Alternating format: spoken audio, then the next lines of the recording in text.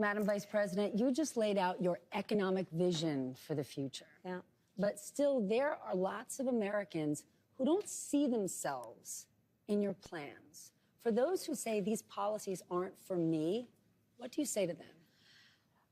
Well, if you are hardworking, if you have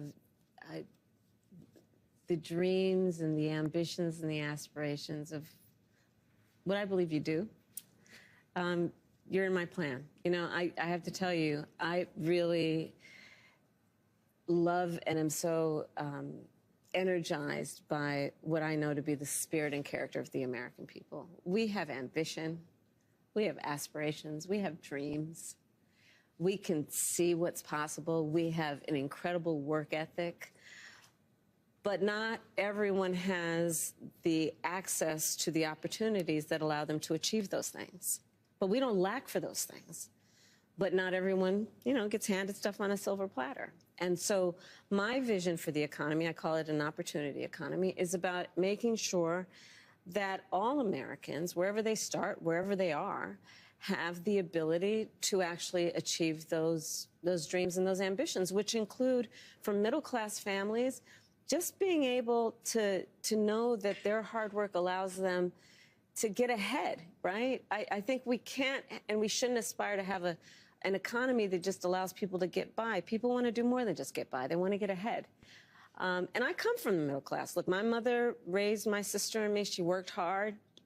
She saved up. By the time I was a teenager, she was able to buy our first home.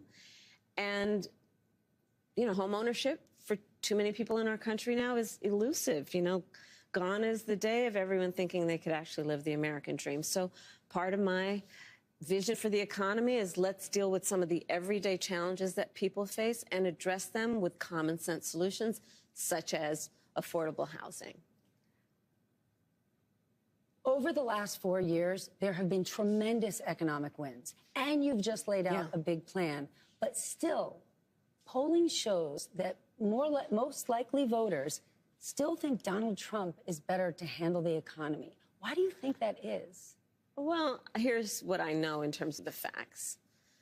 Donald Trump left us with the worst economy since the Great Depression when you look at, for example, the employment numbers. It was during COVID, and employment was so high because we shut down the government, we shut down the country. Even before the pandemic, he lost manufacturing jobs by most people's estimates, at least 200,000.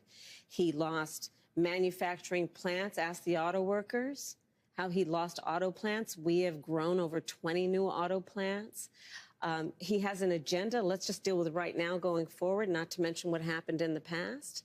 He has an agenda that would include making it more difficult for workers to earn overtime, an agenda that would include cutting off access to small business loans for small businesses, an agenda that includes tariffs to the point that the average working person will spend 20% more on everyday necessities and an estimated $4,000 more a year on those everyday necessities, to the point that top economists in our country, from Nobel laureates to people at Moody's and Goldman Sachs, have compared my plan with his and said my plan would grow the economy, his would shrink the economy. Some of them have actually assessed that his plan would increase inflation and invite a recession by the middle of next year.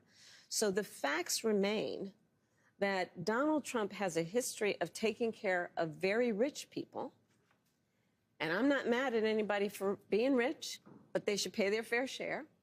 But tax cuts for the billionaires and the top corporations in our country, and then not really paying much attention to middle-class families. My perspective on the economy is when you grow the middle class, America's economy is stronger. And there's empirical evidence to prove my point correct.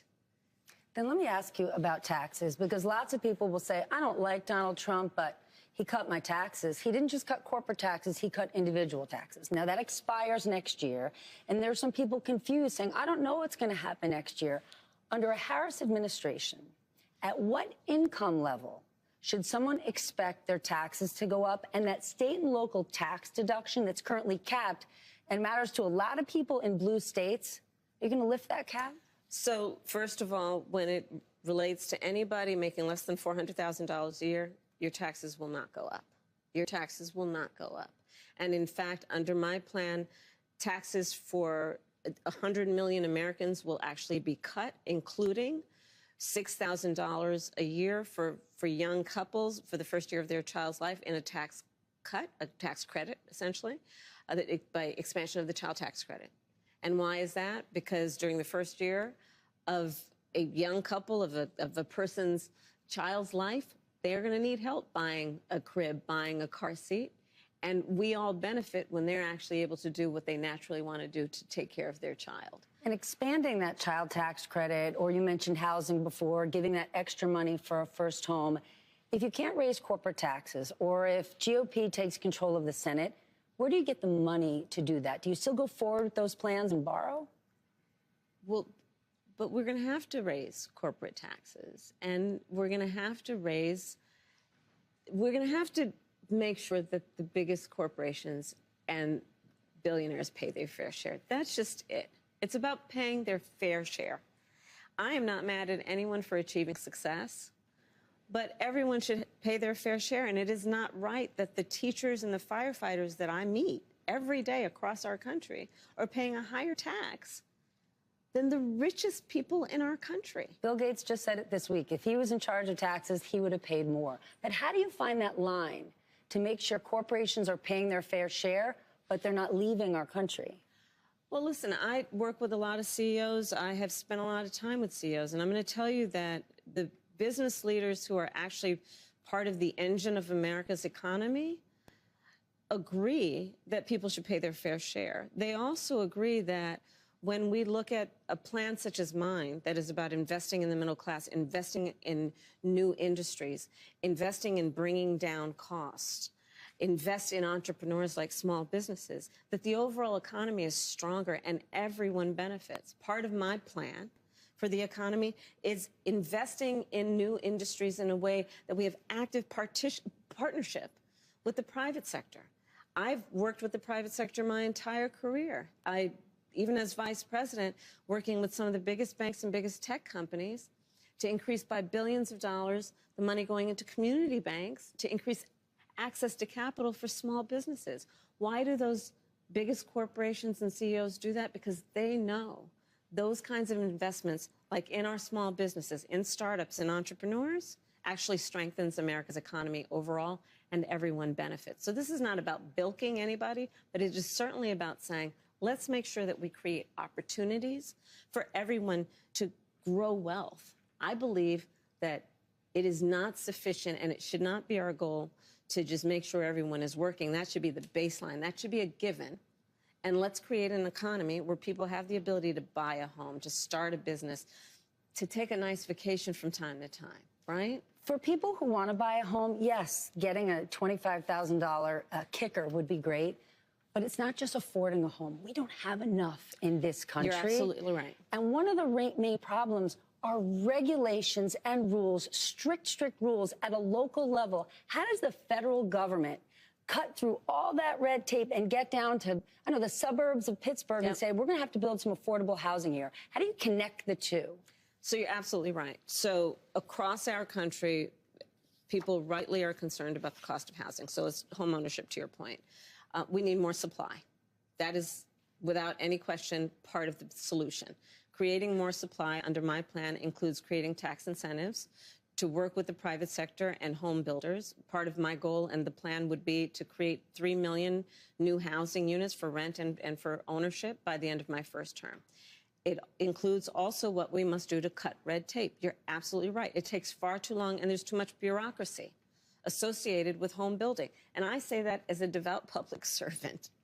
I know that we have to reduce the red tape and speed up what we need to do around building.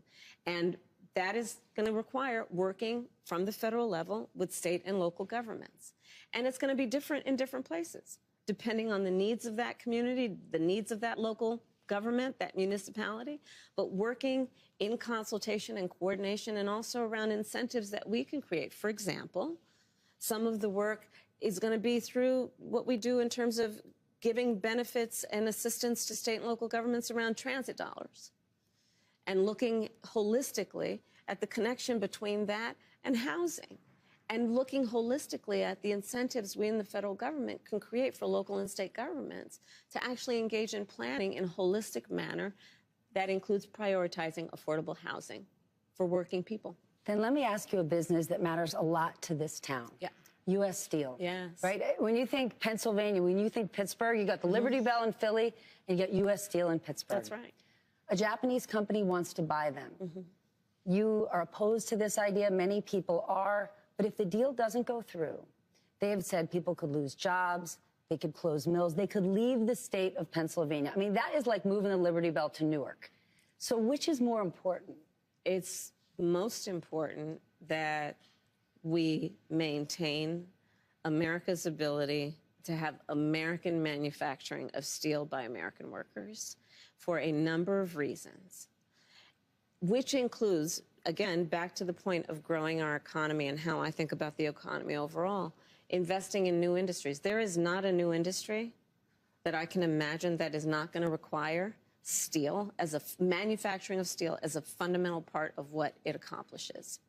And having American workers in an American company manufacturing that steel for those new industries is going to be critically important, not only in terms of our economy, but also in the context of national security.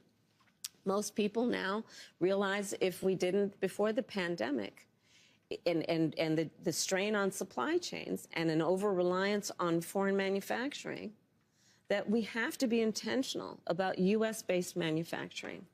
And of the products that we have to prioritize, steel is one of them. And that's always going to be my priority. Steel workers matter in this country. Unions matter. Yes. In 2016, Donald Trump connected with unions. He saw them. There was an emotional connection. But what he didn't do was deliver policy. In the last 4 years, we have seen huge wins in this country for unions, but not all unions have gotten behind you. I want to understand, when the Teamsters decided not to endorse you, what was their reasoning? What are they looking for? Well, let me go back to our just previous conversation. I'm very proud to have the endorsement of the steelworkers and almost every other major union in America, because I stand by workers and I stand by the importance of being able to join a union and to understand the benefit and the value of unions.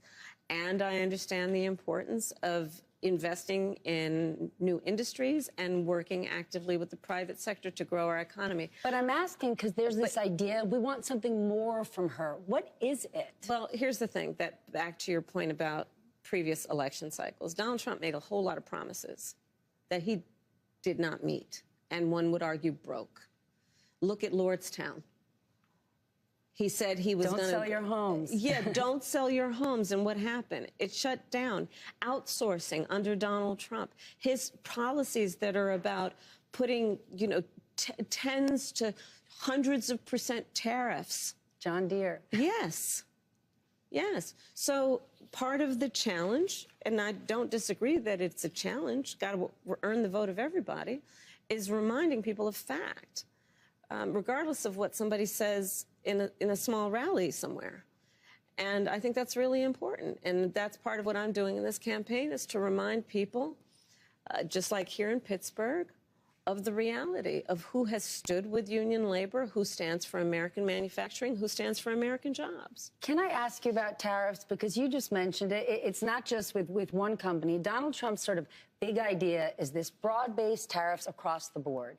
You and many others have said that would be not only disastrous, but it would be a direct tax on the American consumer. It would be a sales tax on the American people. That the independent economists have already measured this by the sales tax of doing a 20% tariffs on all imports that he has described would be a 20% sales tax, in essence, on basic necessities for the average American worker, average American family, totaling almost $4,000 a year. That is no small matter. Here in Pittsburgh, when I'm talking to a group of folks who work here, who live here, and when they hear it might be $4,000 more a year for them, look, People can't afford that. But tariffs aren't unique to President Trump. President Biden has tariffs in place. He's actually looking to potentially implement more. Where do you come out on? Is there a good tariff, a bad tariff? Well, part of it is you don't just throw around the idea of just tariffs across the board, and that's part of the problem with Donald Trump. Frankly, I'm going to, and I say this in all sincerity, he's just not very serious about how he thinks about some of these issues. And one must be serious and have a plan, and a real plan that's not just about some talking point ending in an exclamation at a political rally, but actually putting the thought into what will be the return on the investment, what will be the economic impact on everyday people. And when you look at my plans, you will see what those benefits will be. $25,000 down payment assistance for first-time home buyers. You know what that means? Then you're creating the ability of that working person to build intergenerational wealth. Doing the work of a $6,000 child tax credit, doing the work of a $50,000 tax deduction for first-time small businesses, startups, because right now— That's a real plan. It's a real plan, because right now, and again, it's about paying attention to the detail and being serious about it. I'm serious about my enthusiasm and for small businesses and my belief in what they will do as part of America's economic engine. On Friday, So looking at the fact that right now the tax deduction is $5,000, nobody in this year of our Lord 2024 can start a small business with $5,000. Very few can. So extending it to $50,000 tax deduction for startups to generate the innovation and the ambition of the ideas that are present and among us, but need the fuel to be able to actually achieve the goal. His plan is not serious when you lay it out like that, but a serious problem over the last few years has been inflation. Luckily, it's cooling, but prices are still high. Yeah, I agree with you. You've said you want to take this on by going after those who engage in price gouging. Yeah. But as somebody who supports free markets, who's a capitalist, how do you go after price gouging without implementing price controls? Because once we get in this zone, people start to get worried and they say, I don't know what she stands for. So just to be very frank, I am never going to apologize for going after companies and corporations that take advantage of the desperation of the American people. And as Attorney General, I saw this happen. In the midst of an emergency, whether it be an extreme weather event or even the pandemic, we saw it, where those few companies, not the majority, not most, but those few companies that would take advantage of the desperation of people and jack up prices. Yeah, I'm going to go after them. Yes, I'm going to go after them. And that is part of a much more comprehensive plan on what we can do to bring down the cost of living, including housing, including the everyday needs of the American people. On Friday, you are going to the border. Immigration is complicated. One of the issues is an economic one. And no one is eating cats and dogs in Springfield, Ohio, and I'm glad not to be talking about that. But there are people there that are stressed, that feel that they're at capacity. Communities around the country that have legal immigration, many have said, we're at capacity. And many feel like the government has said to them, well, adapt. Sit down, be quiet. This is how it is. What would a Harris administration do for those communities who've taken in many, many legal immigrants but are at capacity? Well, first of all, we do have a broken immigration system, and it needs to be fixed. And if we take a step back, months ago, some of the most conservative members of the United States Congress came together with others, proposed a border security bill. That would have put 1,500 new border agents on the border to help those hardworking border agents who are there right now working around the clock. Would have put more money into stemming the flow of fentanyl, which is killing Americans around our country and devastating communities. Would have put more resources into our ability to prosecute transnational criminal organizations, which in my career I've prosecuted. Donald Trump got word of the bill, realized it was going to fix a problem he wanted to run on, and told them to kill the bill, don't put it up for a vote. He killed a bill that would have actually been a solution because he wants to run on a problem instead of fixing a problem. And that's part of what needs to be addressed. And my pledge is that when elected president, if the American people will have me, I will bring that bill back and I will sign it into law. And we need a comprehensive plan that includes what we need to do to fortify not only our border, but deal with the fact that we also need to create pathways for people to earn citizenship. Then I want to just ask you about a little job and a big job. Okay. The first one, just a fact check. Okay. Because your opponent There is almost no little every job. day. Okay, There's no such thing as a little job. Okay, fair. Because your opponent almost every day seems to be talking about this. So I just want to ask you yes or no. At any point in your life, have you served 2 all-beef patties, special sauce, lettuce, cheese, pickles, onions on a sesame seed bun, working at a McDonald's? Yes or no? That's it. I have. Okay, now the other job. But it was not a small job. Like, I did the fries. I mean, yes. Okay, for a but small I did. period of time. But then let me ask about a big job. But to your point, if you don't mind, before you get to the big job, there's a part of the reason I even talk about having worked at McDonald's is because there are people who work at McDonald's in our country who are trying to raise a family. I worked there as a student. I was a kid who worked there trying to raise families and pay rent on that. And I think part of the difference between me and my opponent includes our perspective on the needs of the American people and what our responsibility then is to meet those needs. Then to the big job. You have laid out policy in great detail. Yeah. But the economy is an unpredictable beast. And you are running for a job that takes extraordinary instinct and guts. Yeah. What's the last time you had to make a gut decision? This here is very prescribed, very controlled. Yeah. Probably the biggest gut decision I've made most recently is to choose my running mate. Yeah. There were lots of good, incredible candidates. And ultimately, that came down to a gut decision. I know I'm out of time, but then I just want to ask you a question from my gut. Okay. Because today we're talking about we're talking about the economy. Yeah. And people don't think often about reproductive rights being an economic issue, but it is. A woman's ability to plan her future, her education, her life. Today, and in the last few days, Donald Trump keeps talking about it and how in overturning Roe v. Wade, he helped women. He protected women. He says they're miserable today. They're poorer today. They're more vulnerable today. He said he will be the protector of women if elected. Can you respond to that? So Donald Trump is also the person who said women should be punished for exercising a decision that they rightly should be able to make about their own body and their future. So I think we would all agree that as a result of that perspective that he has about women, he also then chose 3 members of the United States Supreme Court who did as he intended, undid the protections of Roe v. Wade, and now in state after state, you see laws being passed that do punish women. Laws that, I mean, most recently, a heartbreaking story resulted in a young woman dying, a mother of a 6-year-old. Heart-wrenching stories. And that's for the listener, much less their family. So, look, I think the thing about Donald Trump is that, you know, I don't think the women of America need him to say he's going to protect them. The women of America need him to trust them. Can we trust you? Yes. Yes.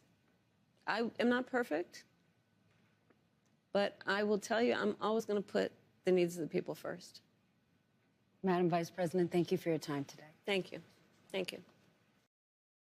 Stephanie Ruhle, NBC News senior business analyst, host of the 11th Hour, joins me now. Stephanie, can I just say that was a great interview, and I thought you pressed her on really important stuff. It was also, I just thought the whole thing was refreshingly substantive.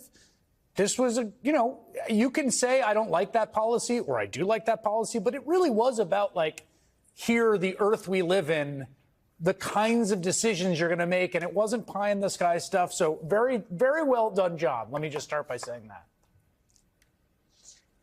Okay, well, I'm just going to sit here and soak in those compliments. So we don't have to talk about anything else. But I think what you're actually complimenting is that it was a normal interview, Chris. That's actually what it was. It was a normal interview. It was a person running to be the president of the United States, and for 25 minutes We talked about their vision and we talked about policy. And I think you just said it right there. At the end of the day, it's A-okay if you don't like her policies, right? She made it very clear. Yep. If you make over $400,000 a year, next year, when the individual tax cuts expire, she's going to raise your taxes. So if you're someone who just votes on that, well, then you know what you're doing. You don't want to vote for her.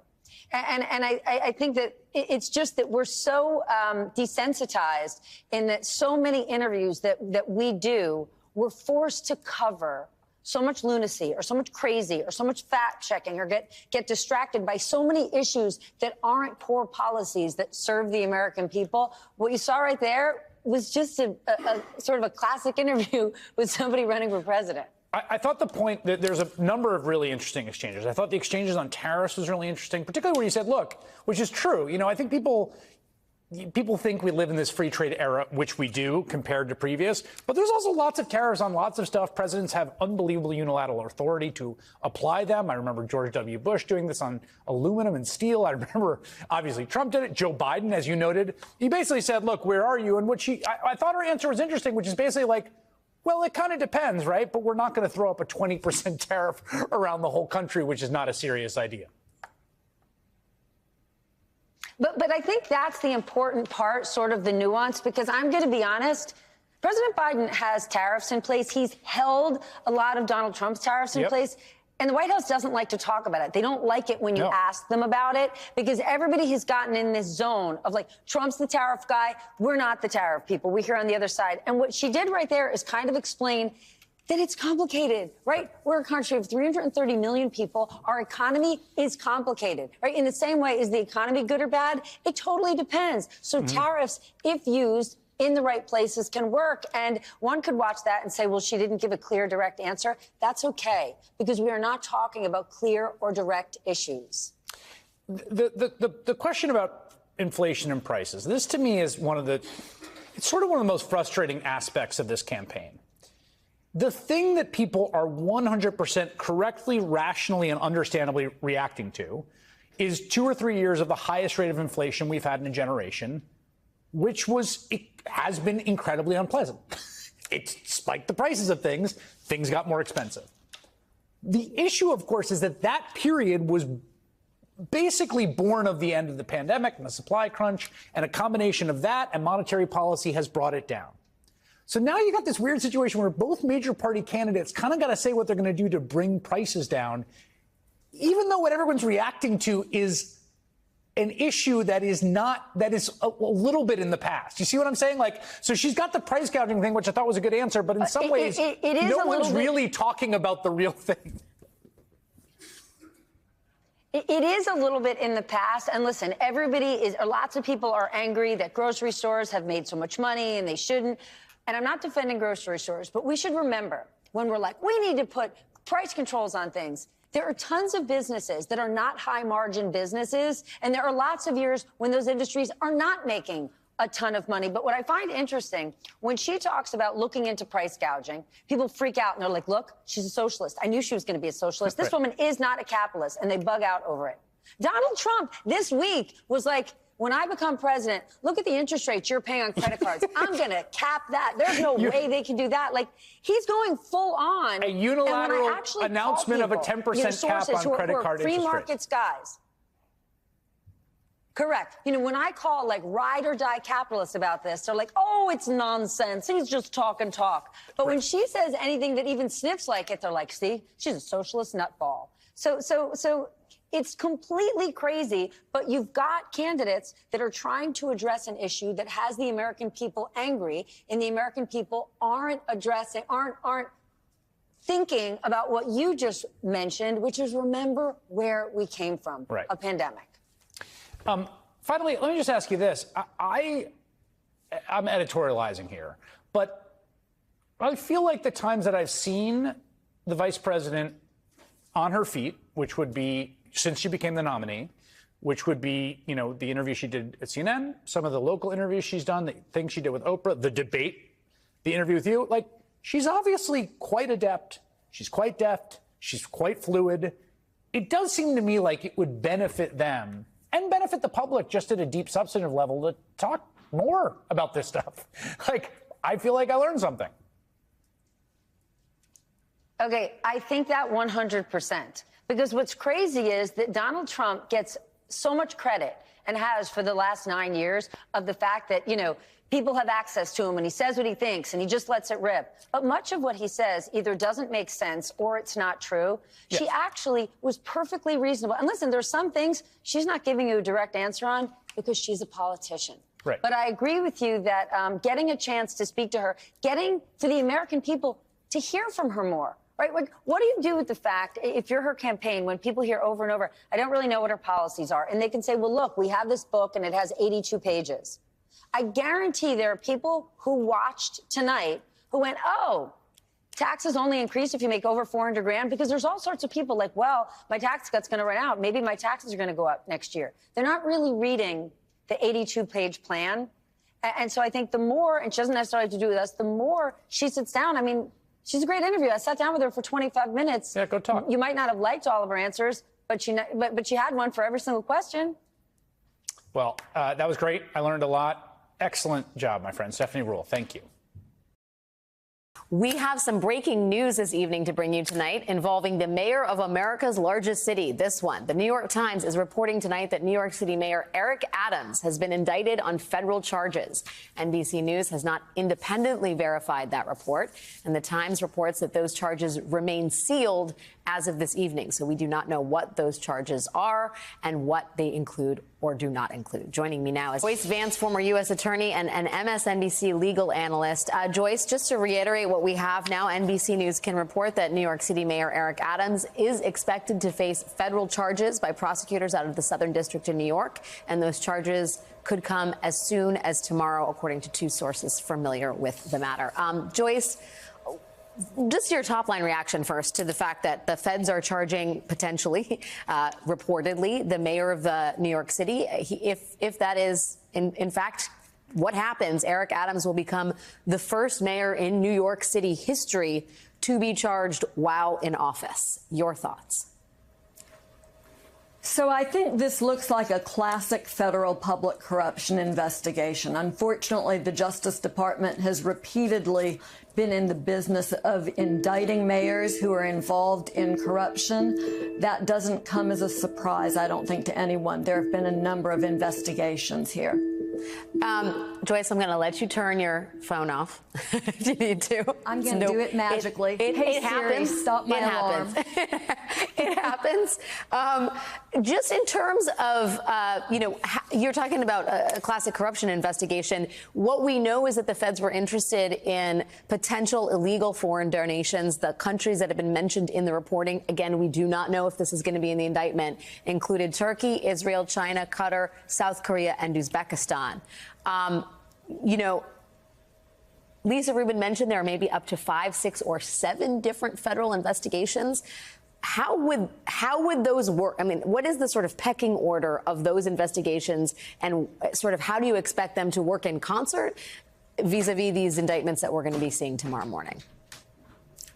So it's possible that this is multiple sorts of branches of the same investigation, that in the course of doing one investigation, prosecutors stumbled upon other crimes and began branching out the investigation. That wouldn't be at all unusual. Much of the early interest, some of the early indication that we had involved these investigations about Turkey. Perhaps it was some sort of bribery or pay to play. We don't know, but prosecutors have likely been to the grand jury, obtained an indictment that will be unsealed, and we'll learn more about the details of what they're alleging once they unseal that indictment, whether it's limited simply to the Turkey investigation. Are there others? Will it only involve the mayor, or will there be multiple defendants in a conspiracy in this case? You know, I should just, again, for folks who haven't been following this closely, and that is totally understandable, the investigation thus far, the reporting that we have for the New York Times, has focused on Mr. Adams pressuring the fire department to approve a new high-rise Turkish consulate in Midtown. They've examined free flights and flight upgrades the mayor received from Turkish Airlines.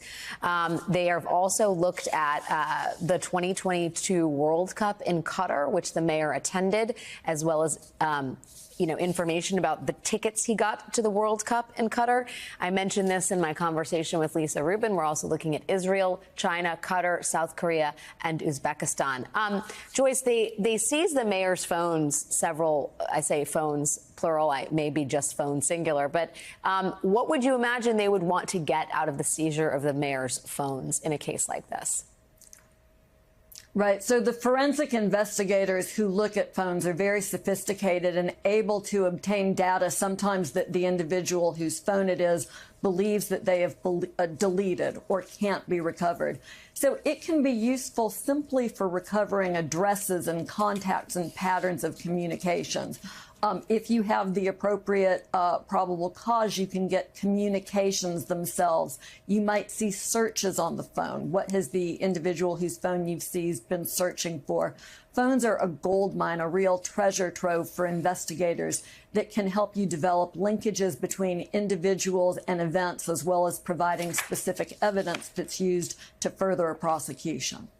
Joyce, when you talk about, this is obviously very much a quickly moving weather front. But when you talk about the mayor's ability to lead the city on a practical matter facing federal indictments, I mean, how compromised will he be in terms of just basic management, to say nothing of the moral and ethical questions around that? Well, look, as a practical matter, obviously the answer is difficult. As a legal answer, people in our system of criminal justice are innocent until proven guilty. And frequently we see situations like this where people who are under indictment remain in office, particularly local leaders. The mayor of Detroit was prosecuted by our colleague Barb McQuaid during the Obama administration. In my district, we prosecuted members of the Jefferson County, of the county committee. And in many situations, those folks try to remain in office to hold on for as long as possible. And it sets up a difficult situation, particularly when they're charged with corruption while in office, with conflicts of interest between their own personal interests and the citizens that they're supposed to serve. MSNBC legal analyst Joyce Vance, great to get your perspective on this, Joyce. Thank you. It was our fortune that you were booked for this evening. Thank you for your time tonight.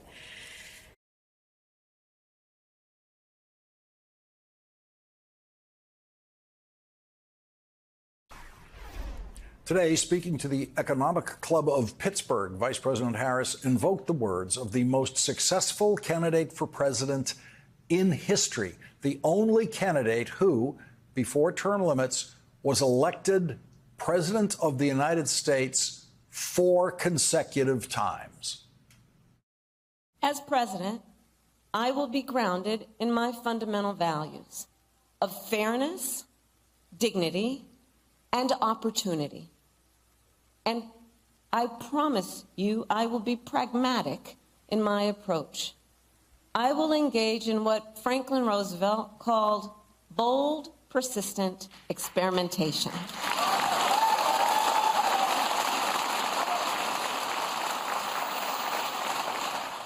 Bold, persistent experimentation. In the darkest of the worst economic depression of American history, the governor of New York, Franklin Delano Roosevelt, ran for president in 1932 and said, the country needs, and unless I mistake its temper, the country demands bold, persistent experimentation. It is common sense to take a method and try it. If it fails, admit it frankly and try another. But above all, try something. Try something. That was the spirit that led us out of the Depression. And bold, persistent experimentation became the fundamental difference from that point forward between the Democratic Party and the Republican Party. To frame it in the simplest possible terms, the Republican Party, understandably, was afraid of experimentation, afraid of unintended consequences, and afraid of the possibility of things going wrong. Those are legitimate things to fear. They thought the safer course was to simply be more conservative. Being conservative in the face of risk is an understandable approach. We all do it in some things, or we should, like in personal finance and driving, for example. Better to be safe than sorry. But Democrats in the desperate 1930s came to believe that choosing a seemingly safe governing course meant accepting severe pain for most people, economic and otherwise, with absolutely no hope of a better future. And so Franklin Roosevelt and the Democrats began taking risks and began experimenting. And some of those experiments failed and were abandoned, and Republicans attacked them for those failed experiments. But more of those experiments succeeded.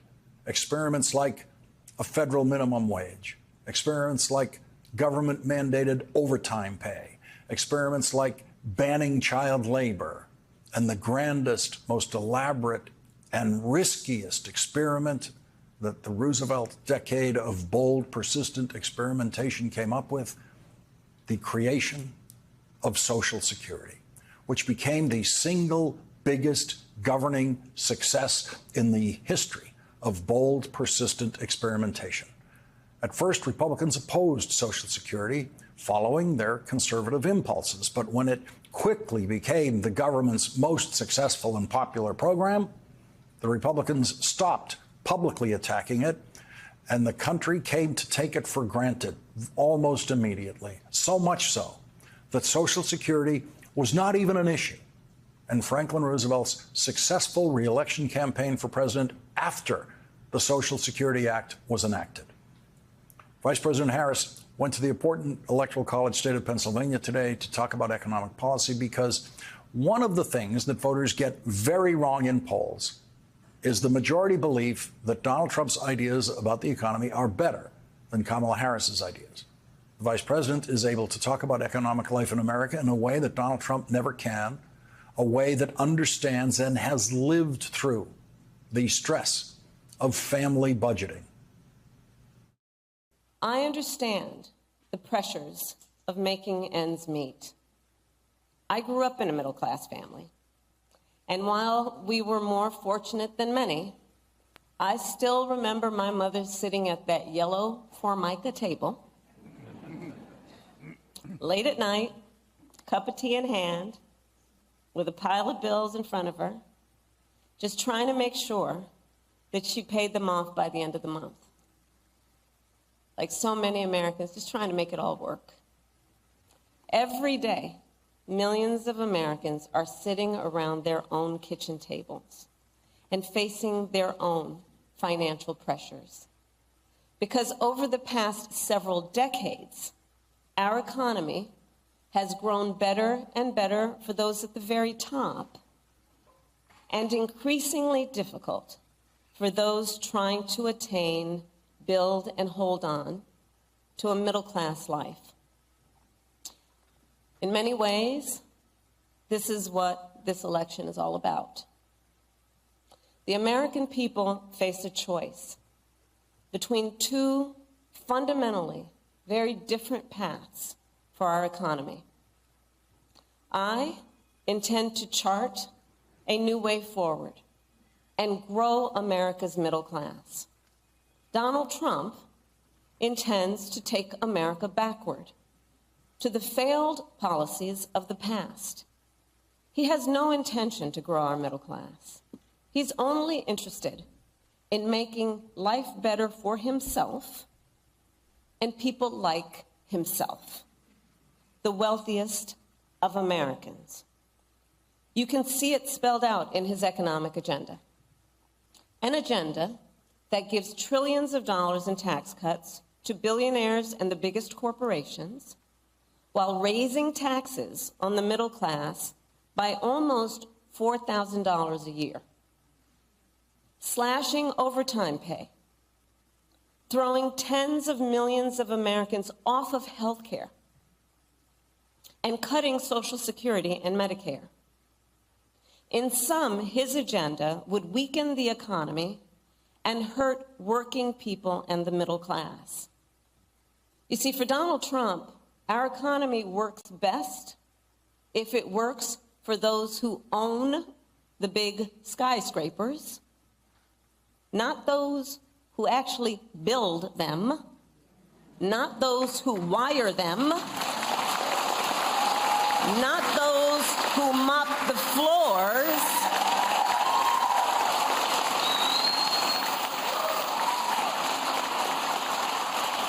When Donald Trump spoke to the Economic Club of New York, a question about child care clearly exposed that he did not know what child care is. He does not know what those two words mean.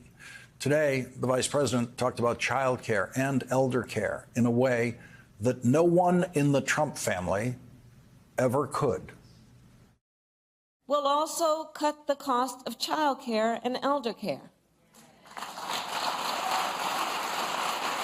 And finally, give all working people access to paid leave, which will help everyone caring for children, caring for aging parents, and that sandwich generation, which is caring for both.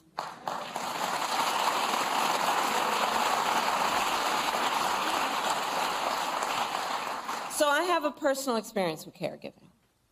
I remember being there for my mother when she was diagnosed with cancer, cooking meals for her, taking her to her appointments, just trying to make her comfortable, figuring out which clothes were soft enough that they wouldn't irritate her, and telling her stories to try and make her laugh. I know caregiving is about dignity. It really is. And when we lower the cost and ease the burdens people face, we will not only make it then easier for them to meet their obligations as caregivers, we will also make it more possible for them to go to work and pursue their economic aspirations. And when that happens, our economy as a whole grows stronger. Why have we never heard from Donald Trump what he did for his mother or his father in the final days of their lives? I think we know the answer, and I think we know what he did. Nothing. Donald Trump has no idea how child care and elder care affects people's ability, as the vice president put it, to pursue their economic aspirations. Vice President Harris talked about the future of the economy today, using language that is not in Donald Trump's vocabulary or even his teleprompter's vocabulary.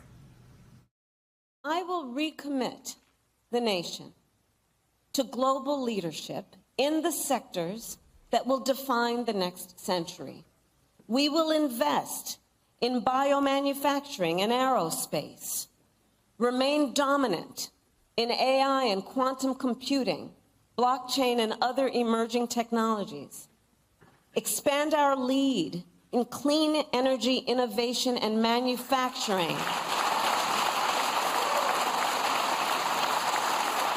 and we will invest in the industries that, for example, made Pittsburgh the Steel City by offering tax credits for expanding good union jobs in steel and iron and manufacturing communities like here in Mon Valley.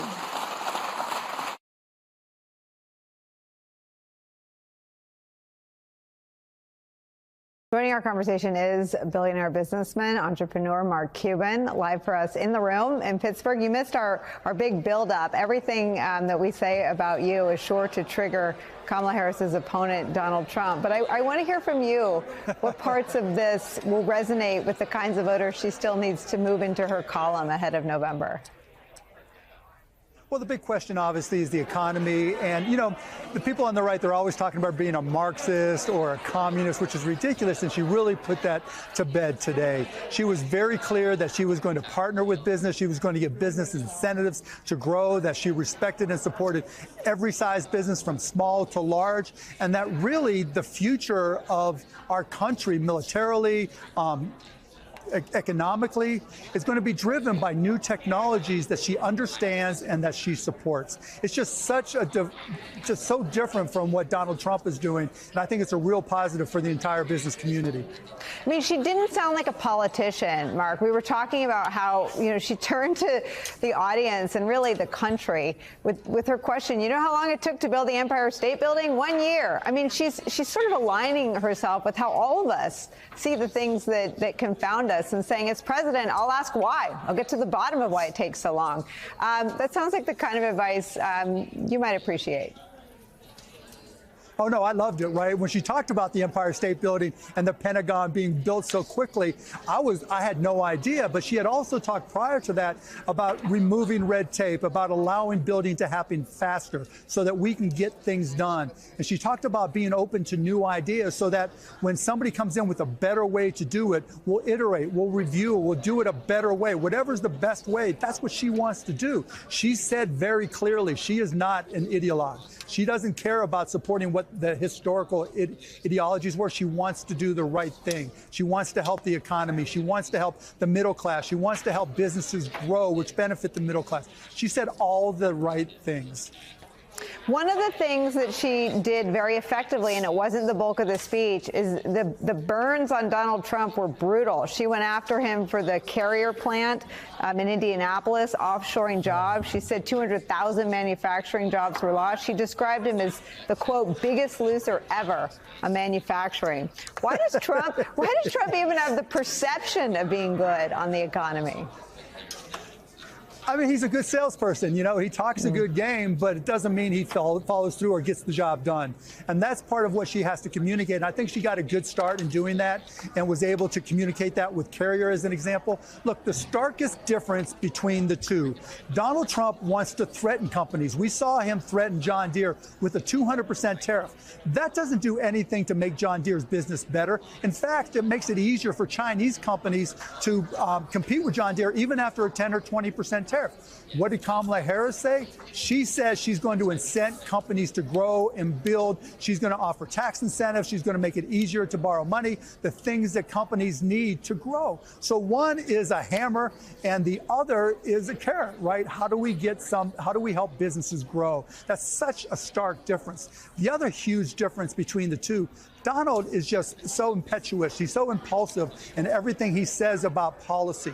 You can tell that the Kamala Harris team has vetted every single thing she said. Not just does it sound good, does it poll good, but really is it good, strong policy. When I talked to her, you know, the key message she gave to me was these are policies that we've really thought hard about, that are important to me. We want to make them work.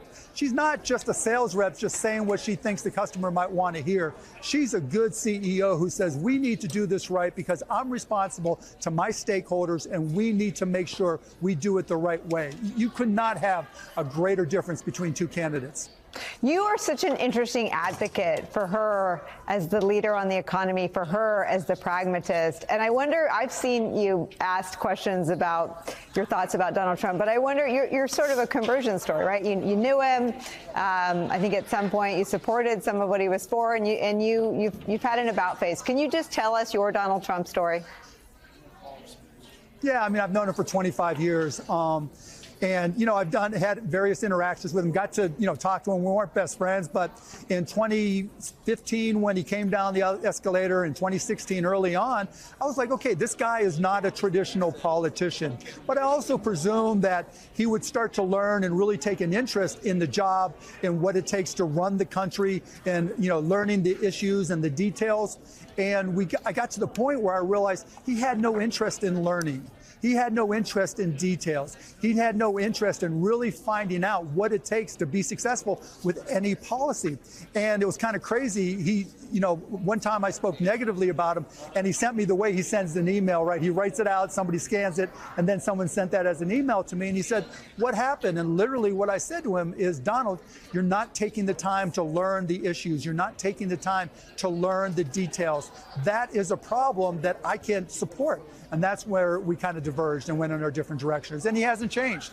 No one talking about Donald Trump says, boy, that really was a nuanced position. Boy, he really was able to show us a detailed policy depth on what he was talking about. It's the exact opposite. Whenever Donald Trump says something, everybody else has to explain for him what he said, right? He can't ever, it's never like, okay, I'll get to that. I didn't convey it right. I'll give you the details on why I said what I said. It's the opposite. It's all his acolytes, all his supporters saying, no, this is what he really meant. It's the opposite with Vice President Harris. When she says what she says, everybody knows what she means. That is such a stark difference between the two. And that's why, that's why I got off him. He had no interest in the details.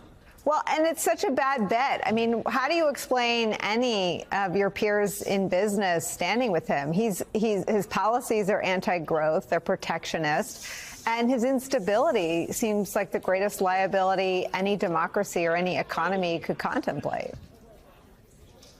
Well, you know, most people don't look at the big picture, right? You've got some of the Silicon Valley bros, right? The hardcore tech people like Elon that I truly believe think they can manipulate him, right? It's happened before where people wanted to be the adult in the room and turned around and tried to get him to do what they wanted. And it never worked out well for them. But I think that's really where they're coming from. Hey, I can convince this guy to do what I need him to do for my business or whatever ideas that they may have. And then there's folks in the middle where it's purely just a tax issue, right? Hey, my taxes will be 20% versus 28% with Vice President Harris for corporate taxes. But what I try to say to them is if you're almost all companies, almost all large companies do international business. And if you're importing anything at all, if you're adding a 10 or 20% tariff to what you import as a company, it's going to cost you far more than the delta between 20% from Trump and 28% from Kamala Harris, right? So you're going to lose more money with Trump. And most people don't do that math. And so that's my job to get out there and explain it to them, that a tariff plus 20% is more expensive than a straight 28%. There was a line that sounded like it might resonate with the sharks, right? She said, quote, "There's no incubator like America." Just talk about, right? Greatest line ever. Yeah, greatest line. Talk about how important that is for people to hear. So the reason I've done Shark Tank, which I love, you know, for 15 years, is we get to send the message that the American dream is alive and well. The one thing that separates this country from every other country in the world, that every single person you talk to at some point in their life has said, I have this idea. I have this goal to create something bigger, to have an impact, and to turn it into something special. And they go around, and in this country, people encourage you to go out and start that business. And the best part about what she said, the best part about this country, is it could be a kid, it could be a 12-year-old in a basement, it could be an 18-year-old in Idaho, it could be someone in Nebraska. And they're able to go out and create something unique. And I always tell entrepreneurs, just ask yourself one question. Why not me? Why not me? Why can't I be the person that goes out there and creates a business that changes the world? And that's exactly what Vice President Harris was communicating today, that every single person in this country has that entrepreneur in them, the ability to reach their American dream. And she's going to help lift them up to put them in a position to succeed, to put them in a position where that American dream can come true. And not just for themselves and not just for the entire country, but she talked about AI. AI is going to impact the entire world. We have to win AI. And it wouldn't shock me if it was a 14-year-old boy or girl sitting in a classroom listening to what she said, who said, you know what, I'm going to go for it. I'm going to start this AI company and changes the world. That's why what she said was so important. I mean, it's just, no one has talked about anyone in our politics in this sort of future, you know, owning the future, winning the future context in a long time. It's really, it's such an interesting slice of that. It's awesome, right? It's awesome. I mean, yes, Trump, I'm like, can't stop smiling. It's awesome. The thing too Donald Trump calls it the AI, right? Exactly. Donald Trump calls it the AI. I think when you call something the AI, that means you can't even spell AI. Well, and in George Bush used to, it was a long time ago, called Google the Google. So I'm a little sympathetic to that. My last question, I mean, I'm a huge fan, a Shark Tank viewer. I think I lost you, Nicole. Oh, I think we're losing you. Oh, there Mark, you are. Okay. No, I got you back. No, I mean, my last question was you're alone in the room with an Elon Musk. What is your plea in terms of voting for Harris, not just for the economy, but as you just said, for the future, for democracy? I mean, Elon is Elon. I'm not worried about him. I think what a lot of business people don't get, I look at the Harris campaign as a company and Kamala as the CEO, right? She's had, what, 45 days, 60 days to build an entire organization. And you look at the results. She went from negative favorability ratings. She went from recognition being relatively low. She went from being way behind in every single poll you looked at. And now look where she's at. Worst case, she's tied. And in many cases, she's ahead. When you're able to turn around a battleship like a presidential campaign and go from being way behind to tied or ahead, you're doing a lot right. And on the flip side, if you had what seemed like an insurmountable lead, and now you've given up that entire lead to another CEO, you're getting fired. Right? So I think that's the beautiful part of looking at what she's doing. She's run her campaign like a CEO. She's had success. And when I go to talk to business people, that's what I tell them. She's actually running her organization like a CEO. And that's the evidence that you need to know that she'll be a great leader, that she understands business, that she understands organizations, and she'll be a friend and partner to business across the board.